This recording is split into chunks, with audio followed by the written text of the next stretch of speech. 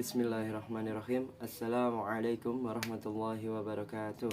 Alhamdulillahirrabbilalamin. Wassalatu wassalamu ala asrafil anbiya'i wal mursalin Sayyidina wa nabiyyana Muhammadin sallallahu alaihi wasallam ajmain, amma ba'du. Baik, langsung saja.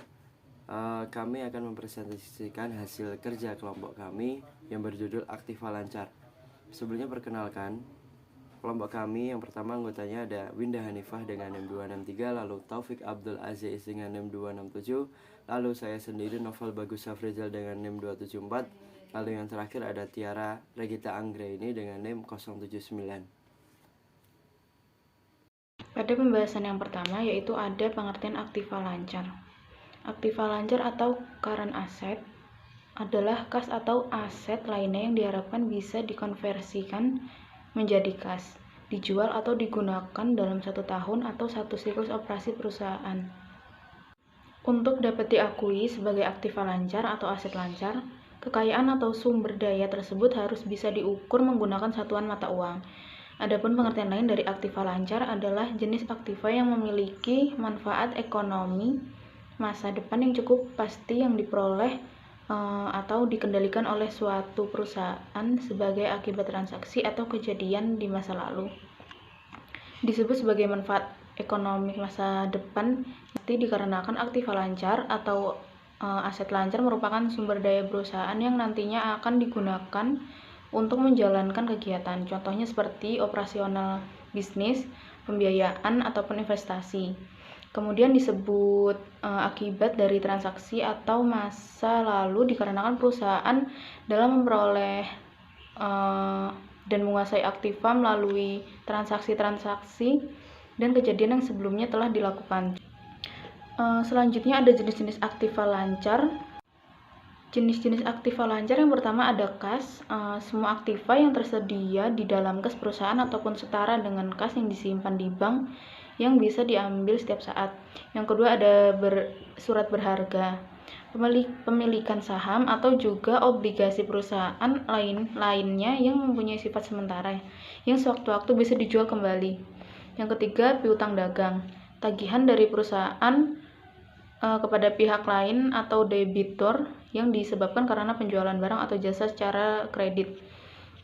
Yang keempat ada piutang wesel, adalah surat perintah penagihan pada seseorang atau juga badan untuk dapat membayar sejumlah uang di tanggal yang telah ditentukan. Perusahaan bisa memberikan pinjaman keuangan terhadap badan atau individu tertentu dengan persyaratan perjanjian dalam wesel.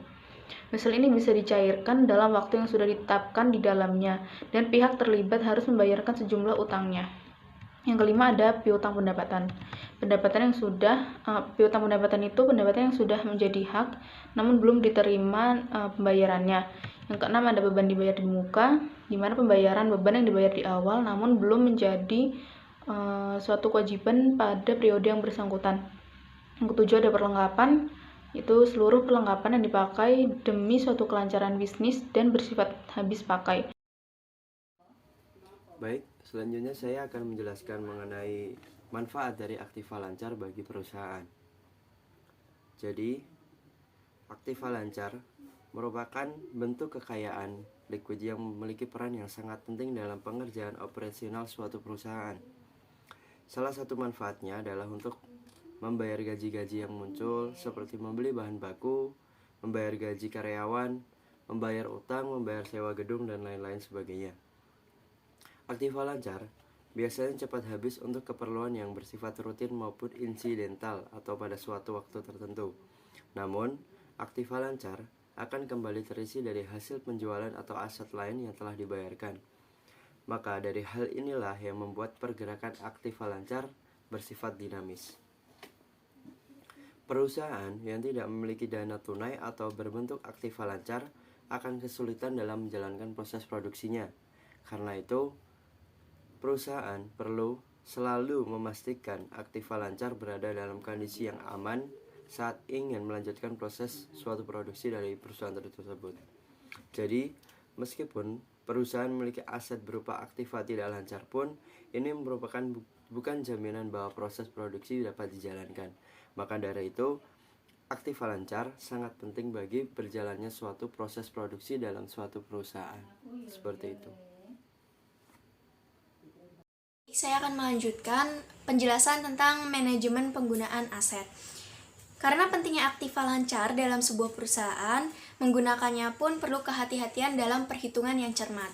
Nah, hal ini bisa diamati dari laporan pembukuan yang menampilkan kekayaan perusahaan. Di sini, nilai aset perusahaan mencerminkan ukuran prestasi perusahaan. Untuk mempertahankan atau meningkatkan aset tersebut, baik dalam bentuk lancar atau tidak lancar, itu membutuhkan dua strategi. Adapun strateginya ada di sebelah saya. Yang pertama, efisiensi pemakaian. Rasio penjualan atau total aktiva adalah ukuran untuk menilai suatu aset.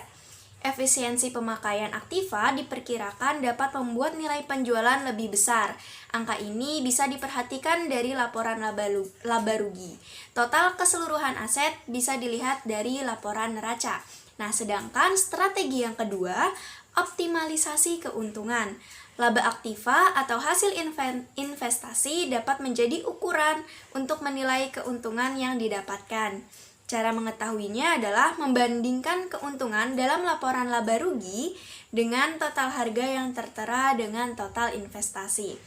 Dengan memahami hal ini, sehingga dapat mengelola dan mengembangkan aktiva lancar supaya terdampak optimal bagi kelancaran produksi perusahaan. Nah, selanjutnya adalah rumus aktiva lancar. Nah, bagaimana sih rumus aktiva lancar itu? Yaitu aset lancar atau aktiva lancar sama dengan C plus CE plus I plus AR plus MS plus PE plus OLA. Dengan keterangan C merupakan uang tunai, CE merupakan setara kas, I merupakan persediaan, AR merupakan piutang usaha, MS merupakan surat berharga, PE merupakan biaya dibayar di muka, dan OLA merupakan aset lancar lainnya. Selanjutnya adalah cara menghitung nilai aset lancar, yaitu yang pertama, jumlahkan semua kas dan setara kas. Nah, langkah pertama dalam menghitung total aset lancar adalah menjumlahkan semua kas kecil dan mata uang yang disimpan dalam rekening giro. Yang kedua adalah gabungkan semua investasi jangka pendek dengan cara mencari total semua investasi sementara dan jangka pendek. Yang ketiga adalah temukan total piutang lancar. Nah, menghitung total piutang lancar yaitu dengan menambahkan jumlah yang terutang ke bisnis oleh pelanggan. Yang keempat adalah tambahkan semua perlengkapan, persediaan, dan biaya yang dibayar di muka, yaitu dengan menjumlahkan semua aset yang berwujud seperti inventaris perusahaan, perlengkapan, dan biaya dibayar di muka. Teman-teman, berikut adalah daftar pustaka atau referensi yang kita ambil untuk mengerjakan tugas kelompok kali ini. Baik, mungkin cukup itu presentasi dari kelompok kami. Semoga apa yang kami presentasikan dapat dipahami oleh rekan-rekan semua dan dapat bermanfaat bagi kita semua.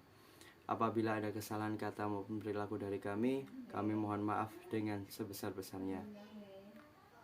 Sekian dari saya, sekian dari kelompok kami. Wabillahi taufiq wal hidayah, waridha wal inayah. Wassalamualaikum warahmatullahi wabarakatuh.